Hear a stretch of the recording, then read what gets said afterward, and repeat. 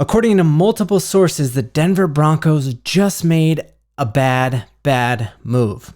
But is it really that bad? Broncos Country, my position on this has changed more times than Josh McDaniels has changed franchises in the past 10 years. I need you to weigh in and help me decide, was this as bad as a lot of people in the media are making it out to be?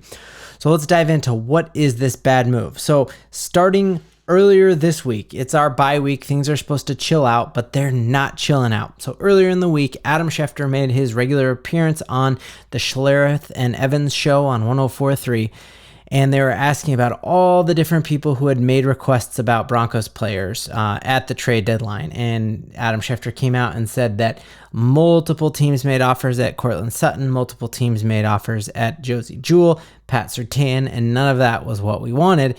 And Adam Schefter mentioned in this podcast that indeed multiple offers were made at Jerry Jeudy, and Schlereth followed up and said, well, what were those offers made for Jerry Jeudy? And he responded that it was a 3rd and a 5th round draft pick, and the Broncos turned down a deal for a 3rd and a 5th round draft pick, which has led a ton of people in the media, Zach By and Philip Lindsay on 104.3, the fan, came out and were like, you could have gotten a 3rd and a 5th for Jerry Jeudy. You should pounce on it. That's the biggest steal of the century.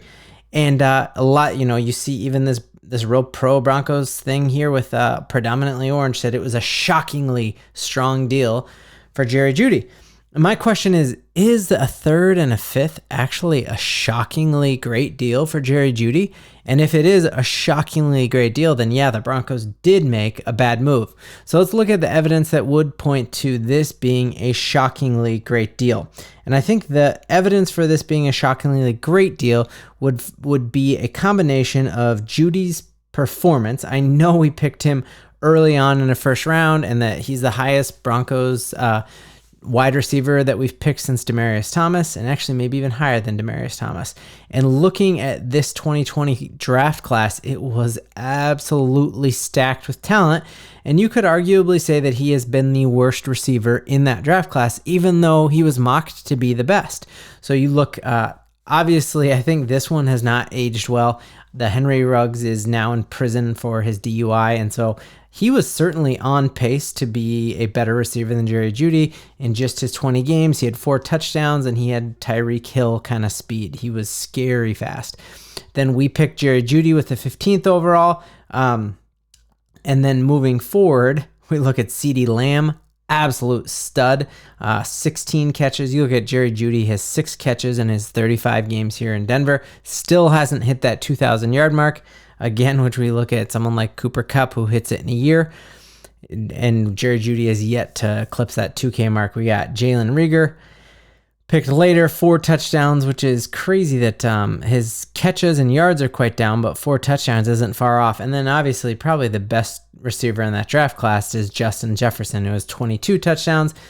Brandon Ayuk, another stud, 16 touchdowns in his 40 games with the 49ers. So you could easily look at the production here and say, next year he is owed $13 million, and the Broncos probably aren't going to pay him $13 million, or aren't going to want to pay him beyond that. And so getting a 3rd and a 5th for him right now would be fantastic, right?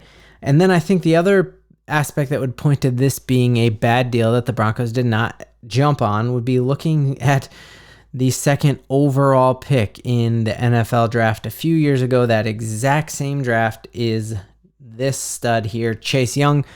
Just an absolute beast. He certainly has been struggling with injuries, but on pace to be Rookie of the Year, and just one of the most explosive and dangerous defenders in the league right now.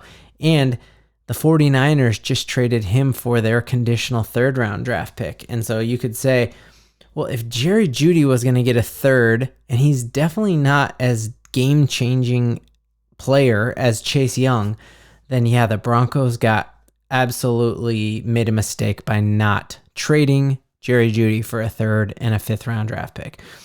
Because truly, you just look at Chase Young, and if he fetched a 3rd, then you would be lucky to get even more for Jerry Jeudy, who's less of a player.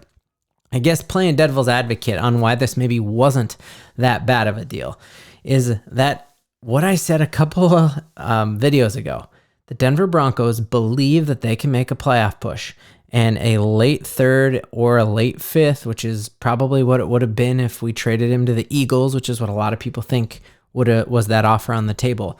How does that help us make the playoffs this year? It doesn't. And so I think this is further evidence. A lot of people thought that I was like blowing smoke by saying that we were going to make the playoffs, but I think this is even further evidence that the playoffs could be in store for the Broncos, because Sean Payton looks at that and says, a third and a fifth, how does that help me make the playoffs? Or like Javonte Williams just said a couple days ago, make the playoffs. We're shooting for a Super Bowl run. So would you like and subscribe this video and also weigh in? Jerry Jeudy, keeping him rather than getting a third and a fifth, was that a good move, or will that be a move that we look back on and regret?